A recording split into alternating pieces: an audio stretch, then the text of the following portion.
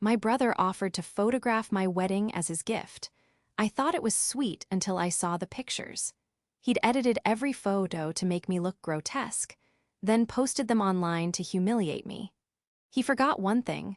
My job is to manage online reputations, and I was about to ruin his career forever.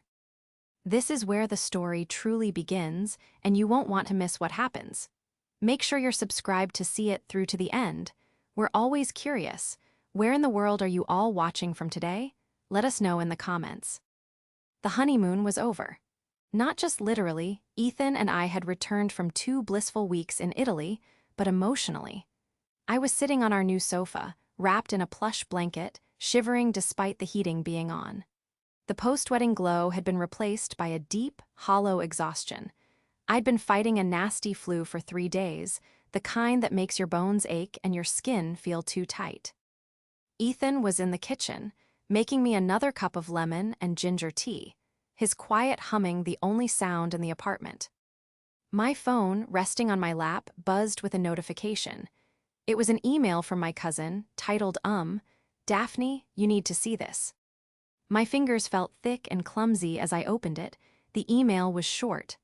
I don't know what's going on with Marcus, but he just posted this. I am so sorry. A link was included. I clicked it. My stomach plummeted. It led to my brother's professional photography blog. The landing page was a stunning black-and-white shot of Ethan and his groomsmen, all laughing, looking like models in a magazine. But that wasn't the problem. The problem was the main post. The title was capturing all kinds of beauty, the wedding of Daphne and Ethan. I scrolled down. The first picture was of me, or rather, a cruel caricature of me. My skin, which had been clear and bright on my wedding day, was now a mottled, sickly yellow. He digitally exaggerated every tiny pore, added blemishes that weren't there, and subtly warped the shape of my eyes to make them look uneven and close-set. He'd even edited my teeth, giving them a faint, grayish tint. I felt the blood drain from my face. Ethan, I whispered. He appeared in the doorway, a steaming mug in his hand. Here you go, honey. Still feeling? He saw my expression, and his smile vanished. He put the mug down and was by my side in an instant. Daphne, what is it? You're as white as a sheet. I couldn't speak. I just held up the phone. He took it, his brow furrowed in confusion. I watched his face as he scrolled. I saw the exact moment his confusion curdled into disbelief, and then into a cold, quiet rage I had never seen in him before. What is this? He said, his voice dangerously low. I scrolled with him. Every single photo of me was the same. In the father-daughter dance, my dad looked distinguished. I looked jaundiced and warped, my arms digitally thickened to look strange and lumpy. In the group shots, every bridesmaid was luminous. I was a grotesque focal point, my smile twisted into a grimace. He had even photoshopped Stephanie, his new girlfriend, to look absolutely perfect, practically glowing, standing next to a distorted version of me. The blog post itself was worse. Marcus had written captions. Under a particularly awful close-up of me, he'd written, "The challenge of a wedding photographer is to find the beauty in every subject, no matter how difficult. A true test of skill." Under a photo of him and Stephanie, he'd written, "So grateful to have my beautiful muse, Stephanie, by my side for this challenging family event." He hadn't just made me look bad. He had used his professional platform to publicly, systematically humiliate me. The comments section was already filling up. Some were from strangers, praising his honesty and skill in difficult lighting. Others were from distant relatives, confused. "Is Daphne okay? She looks unwell." And then, the one that broke me. A comment from someone I knew from college. "Wow, Daphne, marriage hasn't been kind, has it?" A raw, choking sob escaped my throat. I felt dizzy, the flu and the shock warring for control. Ethan wrapped his arms around me, his body rigid with fury. "He's not getting away with this," Ethan growled, his hand shaking as he scrolled through the digital monstrosities. I just buried my face in his chest, the tears hot and fast. I was sick, I was vulnerable, and my own brother had just broadcast my humiliation to the world. The betrayal was worse than the flu itself. The next 24 hours were a blur of sickness and shame. I couldn't sleep. Every time I closed my eyes, I saw those distorted images of myself, my smile warped into something ugly. I felt disgusting, exposed. My wedding day, which had been so full of joy and light, now felt like a fraud, a setup for a public shaming. Ethan was my rock. He fielded the dozens of calls and texts from confused, outraged friends and family. He was a wall of protective anger, his voice curt and final. Daphne is unwell and isn't speaking to anyone right now. Yes, we've seen the post. No, we have no explanation for Marcus's disgusting behavior. We are handling it. He unplugged our home internet. He took my phone and put it in a drawer. You don't need to see this, he said firmly. You need to rest. We'll deal with Marcus when you're strong again. But I couldn't rest.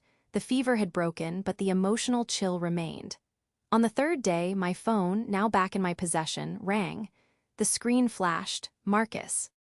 My heart hammered against my ribs.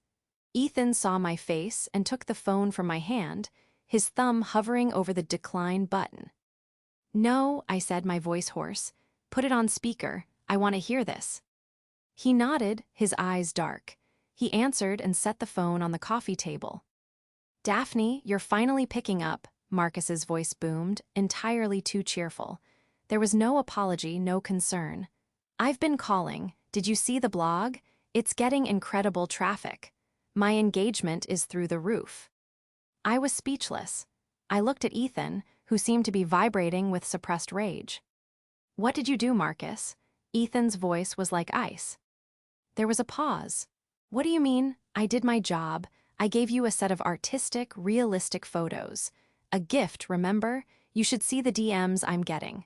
A lot of people are praising my brave and unflinching style. It's very avant-garde. Avant-garde? I finally found my voice, though it cracked. You made me look like a monster, Marcus. You added blemishes, you warped my face. Why? Why would you do that? I heard him sigh, a long, put-upon sound that I'd known my whole life. It was the sound that always came before he dismissed my feelings. Daph, don't be so sensitive. It's art. It's realism. I'm sorry you don't like my style, but as the artist, I have to be true to my vision. I was capturing the raw reality of the day. The raw reality? Ethan cut in. Everyone else looks like a supermodel, especially your girlfriend.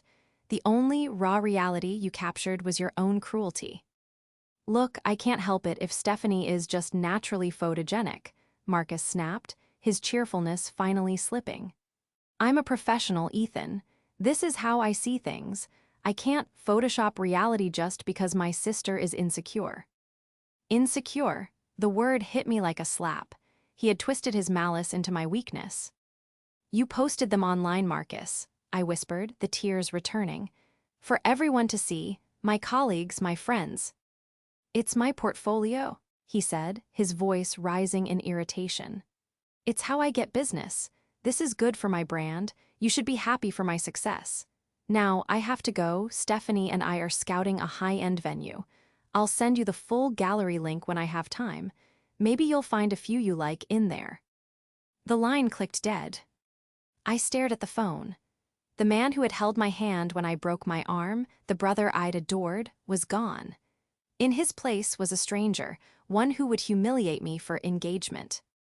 Ethan was pacing, muttering under his breath. I'm going to call a lawyer. I'm going to sue him for defamation, slander. I shook my head, a slow, cold clarity cutting through the fever fog. The sickness was receding, and in its place something else was hardening. No, I said, don't call a lawyer, not yet. Ethan stopped pacing. Daphne, we can't let him. He called it his brand, didn't he? I said, my voice quiet. I looked up at Ethan, and for the first time in days, I felt a spark. He said this is good for his brand. He thinks he's an artist, a professional. I picked up my laptop and opened it. My fingers, no longer clumsy, flew over the keys. What are you doing? Ethan asked. My job, I replied.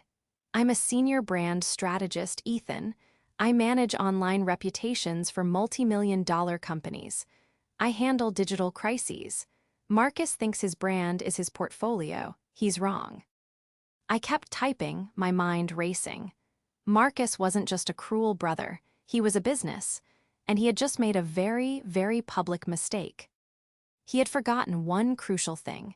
He had forgotten what I do for a living. Growing up, Marcus had always been the golden child. He was 3 years older, charming and talented. Our parents had poured resources into his passion for photography, buying him his first expensive camera when he was 16, paying for workshops, and bragging to everyone about their artist son. I was the practical one, quiet, studious, and overlooked. I'd worked part-time jobs to pay for my own textbooks, got a scholarship, and clawed my way up the corporate ladder in a field our parents barely understood. "She does something with computers," my mom would say vaguely. I had always been Marcus's biggest cheerleader. I helped him build his first website. I wrote the copy for his brochures. When he was struggling to get clients, I used my meager saving. To hire him for a branding shoot for my first ever startup job, a shoot I didn't need, just so he could have a corporate client in his portfolio.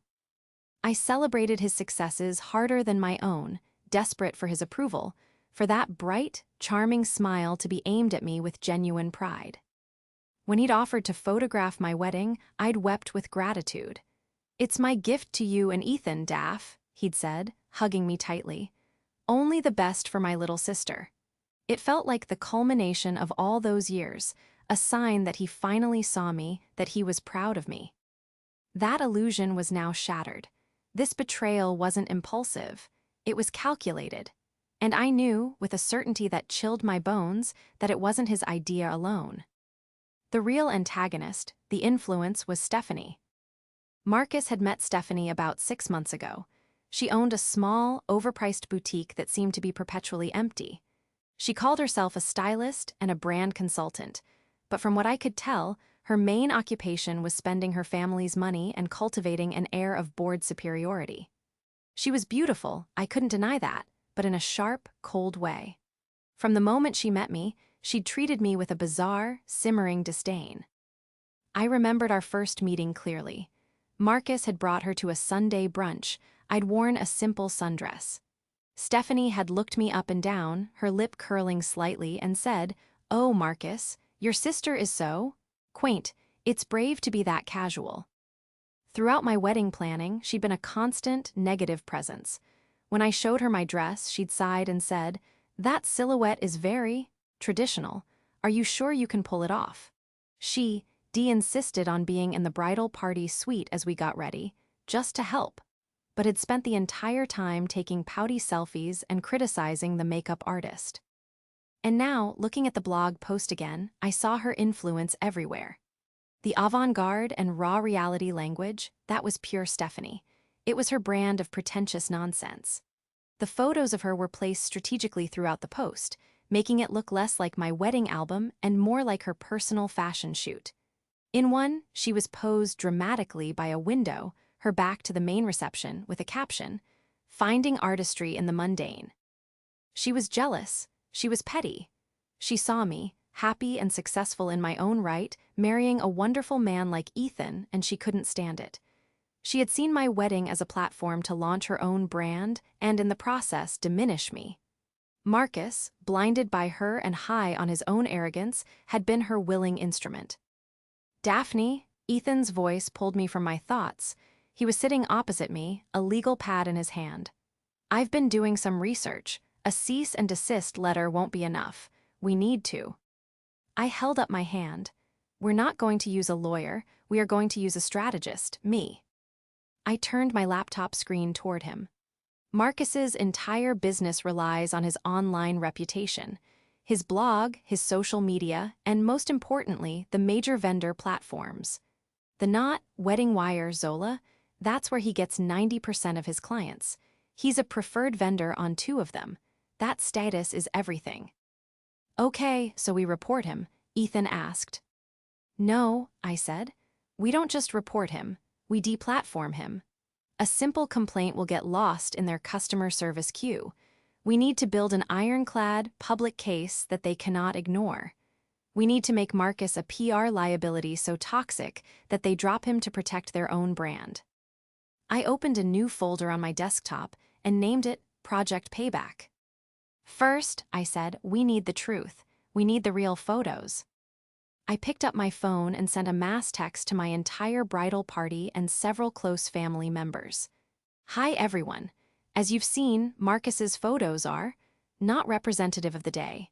I'm putting together a private, real album.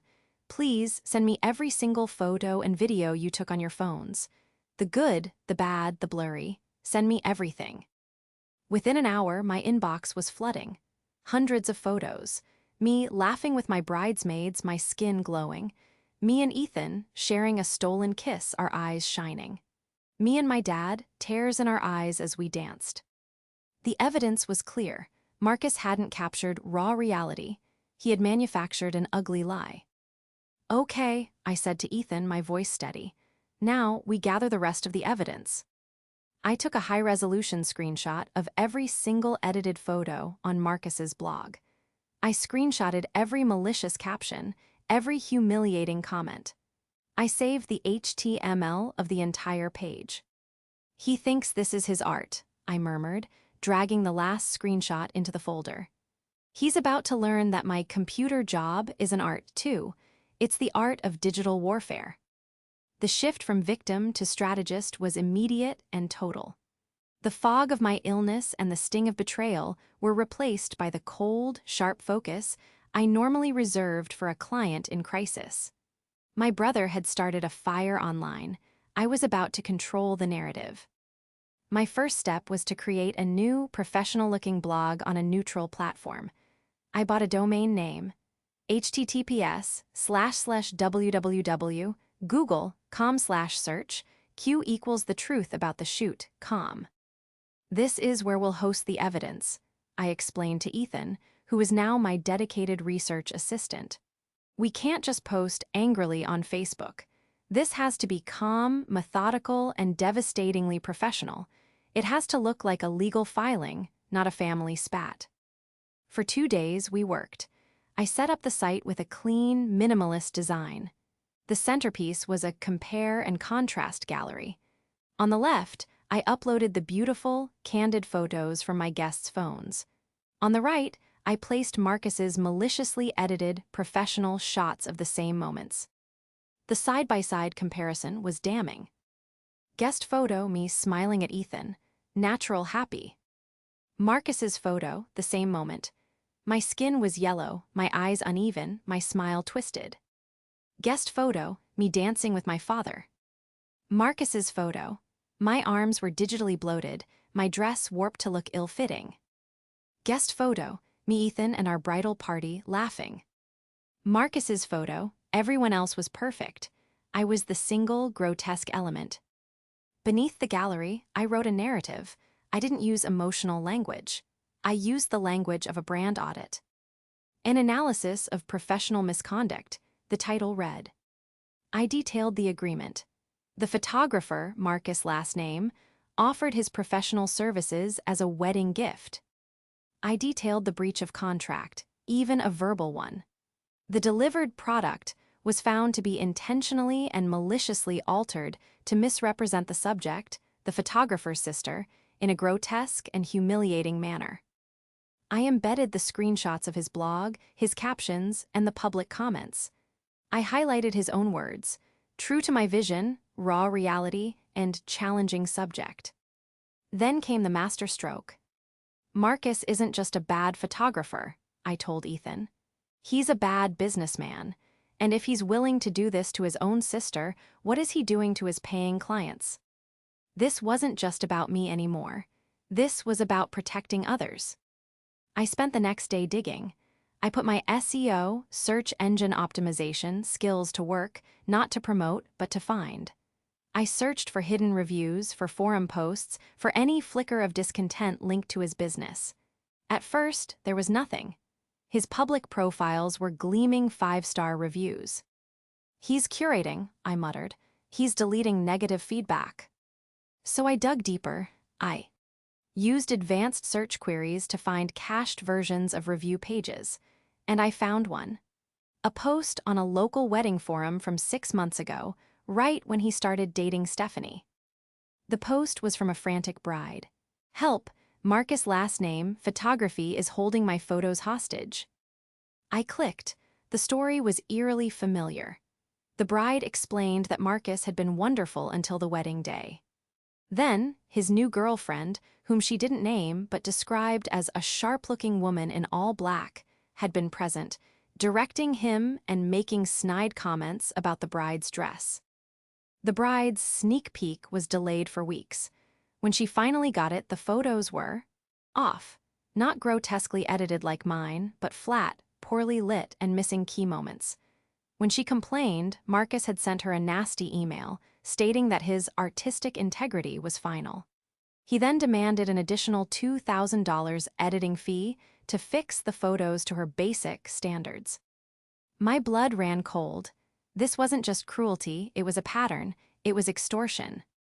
I contacted the bride. It took some convincing, but once I shared my story, she opened up. She sent me the emails. The language Marcus used was identical to the things he'd said to me. "My vision, my brand, you don't understand art." "He and his girlfriend bullied me into paying," she wrote. "We were so desperate. I never got the original photos, just the fixed ones, and they were still terrible. We had to hire another photographer to do a reshoot."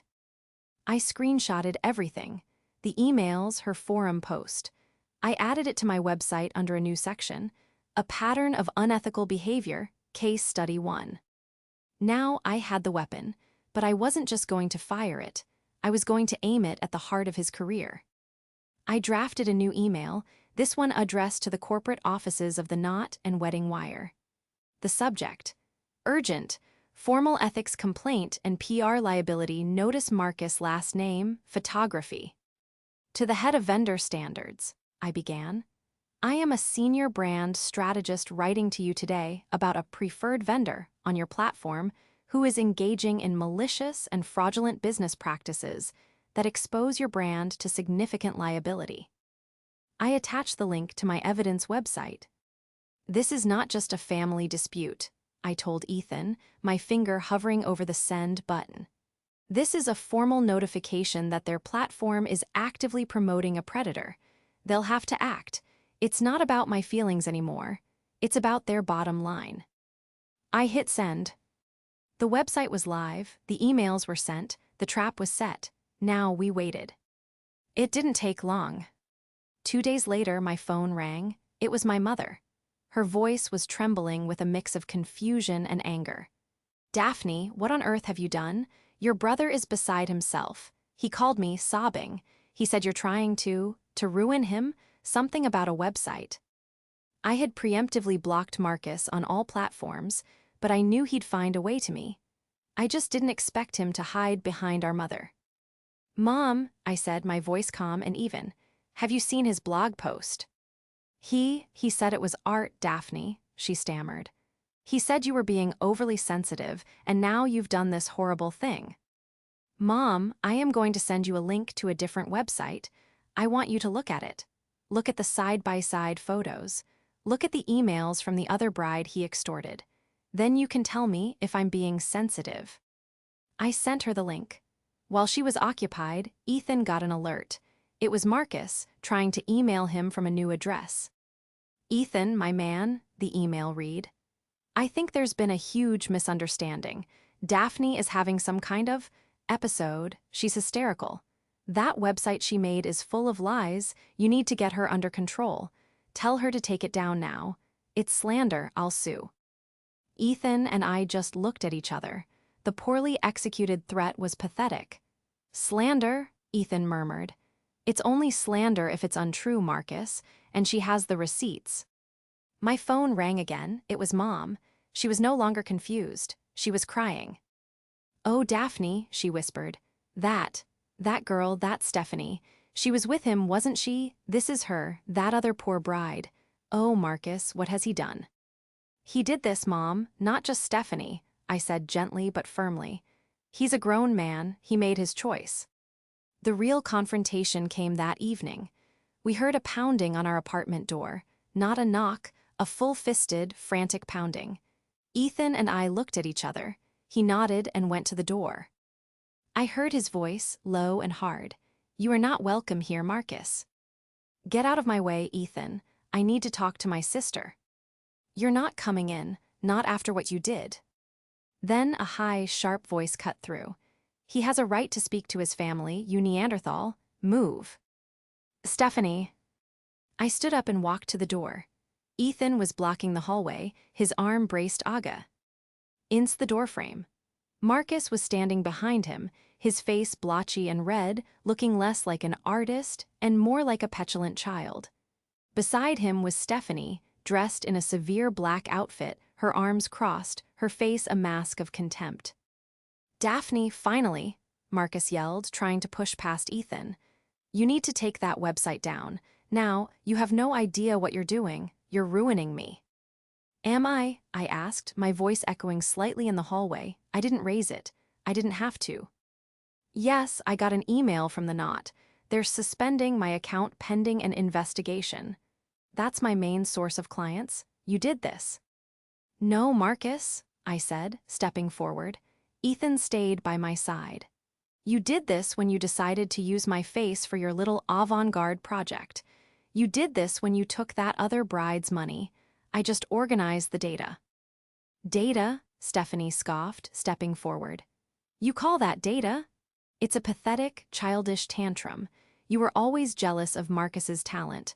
You're a boring little number cruncher, and you couldn't stand that he's a true artist. You're just lashing out because you're insecure about how you looked on your wedding day." Her words, which would have shattered me a week ago, now felt weightless. They were just predictable. "Insecure," I replied, pulling my phone from my pocket. "Is this insecure?" I'd been waiting for this. I opened my email and showed them the first message I'd received that morning. It wasn't from the Knot. It was from a very prominent, very exclusive wedding blog, one that Marcus had been trying to get featured on for years. What is that?" Marcus asked, squinting. "It's an email from the editor of Bridal Couture magazine," I said. "I sent them my website last night. They're very interested in my story. They're particularly interested in the pattern of behavior section. They're thinking of running an investigative piece on predatory vendors in the industry. And your name, Marcus, is at the top of their list." Marcus's face went from red to a ghostly white. He looked like he was going to be sick. Stephanie saw him falter and lashed out. "You're lying. You photoshopped that. You're a vindictive." "Am I, Stephanie?" I countered, my voice still level. "You're a brand consultant, right? You should know that when a story is this clean, with this much evidence, editors don't ignore it. You wanted to get Marcus engagement. Well, congratulations, you're about to go viral." Marcus just stared at me, his mouth open. The bully was gone. The artist had vanished. All that was left was a terrified, hollowed-out man. You wouldn't," he whispered. "I'm your brother." "You were my brother," I said, my voice finally hardening. "My brother wouldn't have posted those pictures. My brother wouldn't have aligned himself with her to humiliate me. You are a business, and I am just a very, very unsatisfied customer." I looked at Ethan, closed the door. He did. We heard Stephanie start screaming in the hallway, a stream of furious, powerless insults. We just stood there, listening, until the sounds finally faded away toward the elevator. I let out a breath I felt like I'd been holding for a week. It wasn't over, but the power had shifted. The ball was in my court. The next few days were a cascade. My Project Payback website, which I had carefully optimized, began to climb the search rankings. Anyone Googling Marcus' last name photography no longer saw his curated blog first. They saw my side-by-side evidence. The Knot and Wedding Wire didn't just suspend his account. After I forwarded them the Bridal Couture email, they permanently delisted him. His profiles vanished overnight. Marcus's reaction was predictable: desperation. He and Stephanie launched a pathetic counterattack. They started a new Instagram account, The Truth About Daphne, trying to paint me as an unhinged, psycho sister.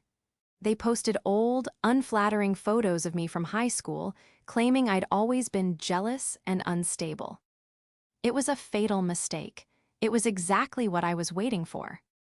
Their smear campaign was so amateurish, so clearly vindictive, that it only served to validate my claims.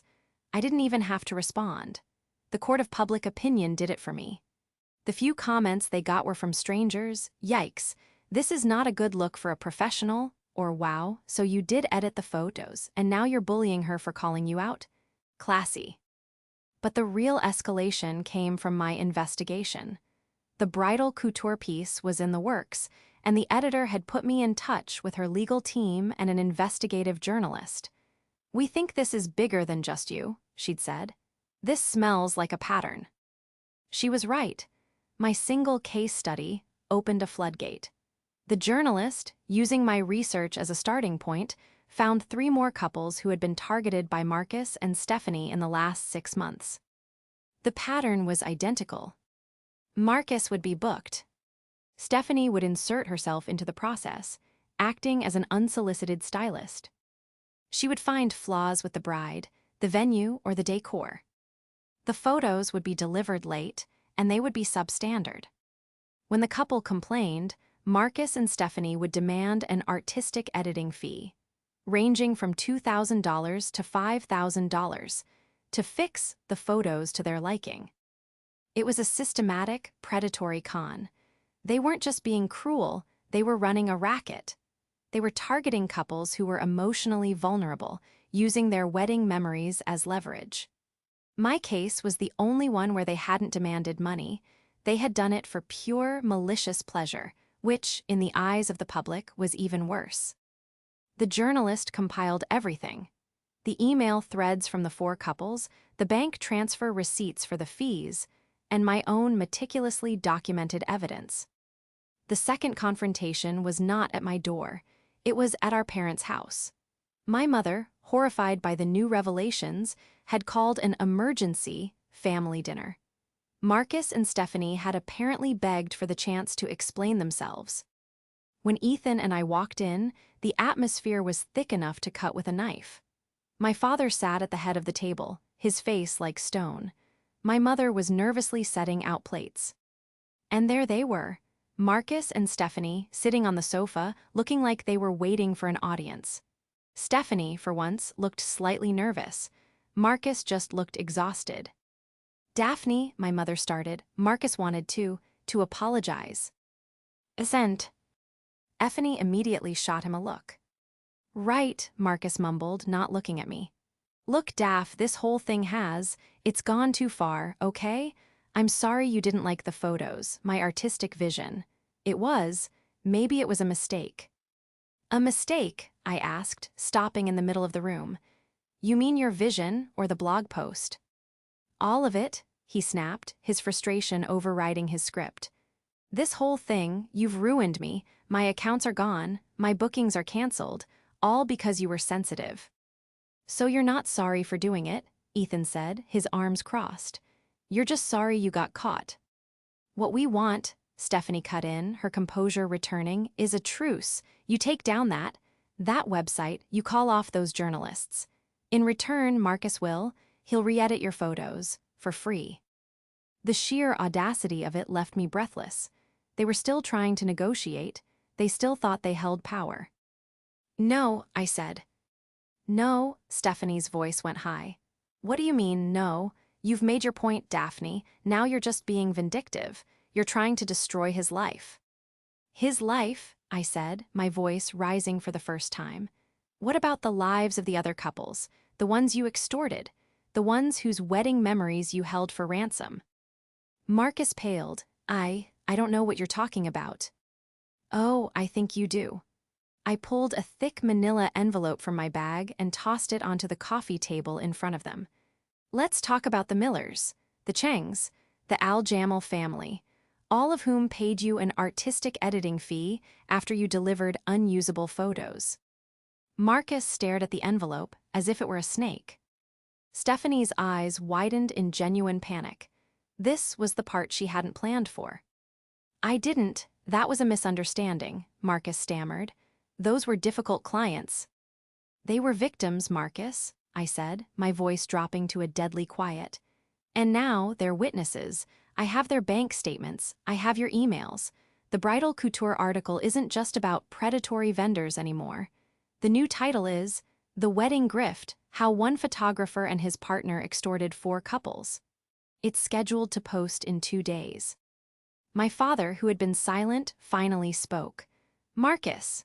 His voice was low and full of a deep, profound disappointment that hit my brother harder than any of my accusations. Is this true? Marcus looked from my father's face to mine. He saw the evidence. He saw my resolve. He saw that every lie had been uncovered. The spell was broken. He buried his face in his hands. It wasn't a sob of remorse. It was the choked, angry sound of a man who had been cornered. Stephanie, seeing her meal ticket and her muse crumbling, stood up. This is insane. You're all insane. I'm not going to sit here and be attacked. She grabbed her purse and stormed out of the house. For the first time, Marcus didn't follow her. He just sat there, shaking his head, finally, utterly defeated. The bridal couture article dropped on a Tuesday. It was a digital atom bomb. The journalist had pulled no punches. The title was The Wedding Grift: How Photographer Marcus last name and stylist Stephanie last name turned dreams into nightmares. It contained everything. My side-by-side photos, the humiliating blog post, and most damningly, the detailed, corroborated stories of the other 3 couples, complete with screenshots of the extortion-like emails and the demands for money. My professional analysis of his brand's reliance on curated platforms was quoted directly, framing his actions not just as cruel, but as a stupid, self-destructive business decision. The article was shared thousands of times within 24 hours. It was picked up by other, more mainstream news outlets. Local photographer accused of extortion, one headline blared. Brother of the bride humiliates sister in artistic blog post, read another. My Project Payback website was now the #1 search result for his name, his business, and even Stephanie's boutique. The climax, however, wasn't on the internet. It was at the annual City Bridal Expo, an event Marcus had paid thousands for months in advance to have a premium booth. It was, I knew, his last-ditch effort to save his career, a place where he could meet clients face-to-face, away from the digital firestorm. He hadn't counted on me being there. I wasn't there as a strategist. Ethan and I had been invited by one of the other victimized couples, the Millers, who were attending to look for a new photographer to redo their family portraits. We were walking through the crowded convention center when I saw it, his booth. It was large, beautifully decorated, and utterly empty.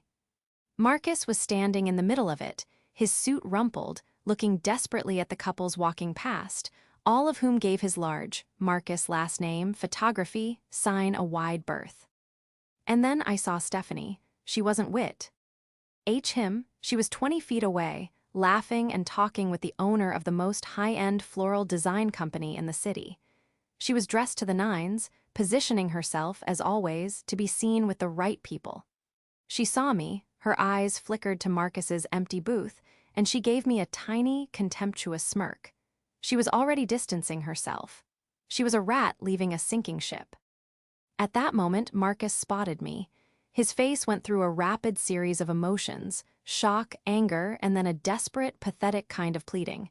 He started walking toward me, his hands half raised. Daphne, please, you have to tell them it's a lie, a misunderstanding. You can fix this. Tell them. Heads were turning. The murmur of the expo floor died down around us. Tell them what, Marcus? I asked, not moving. Tell them you didn't edit my photos to look grotesque. Tell them you didn't take thousands of dollars from the Millers. Tell them that's not Stephanie, your partner in all this, abandoning you over there. I pointed. Marcus's head snapped around. He saw her. He saw her smile, her schmoozing, her complete and total abandonment of him. He saw her see him and then deliberately turn her back. That was the moment, the final, powerful realization.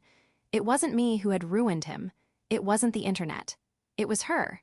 It was his choice to follow her, to feed his own ego, to betray his family. She told me it would work, he whispered, his voice cracking. She said it was high concept, she said. She said you were a nobody and it wouldn't matter. I'm not a nobody, Marcus, I said, my voice clear and carrying in the quiet. I'm your sister, and those people you stole from, they weren't difficult clients. They were people who trusted you. The Millers, a sweet couple in their late 20s, stepped forward. You took $2,000 from us, Marcus, Mrs. Miller said, her voice shaking but strong. You ruined our first anniversary photos. You told us we had no taste. People were openly staring now, phones out. A security guard was starting to move toward us. Marcus looked at the Millers. He looked at Stephanie's back. He looked at me. The full weight of his actions, the public humiliation, the financial ruin, the loss of his family, and the betrayal by his partner crashed down on him all at once. He didn't yell, he didn't make excuses, he just deflated. The arrogant artist was gone.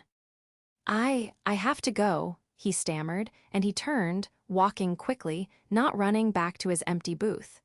He started grabbing his sample albums, shoving them into a box, his hands shaking so badly he dropped most of them. He didn't look at anyone. He just packed his things, a man completely and publicly broken. Ethan put his arm around my waist. I didn't feel triumphant, I just felt done, it was over. As we turned to leave, I made eye contact with Stephanie one last time. Her smile was gone.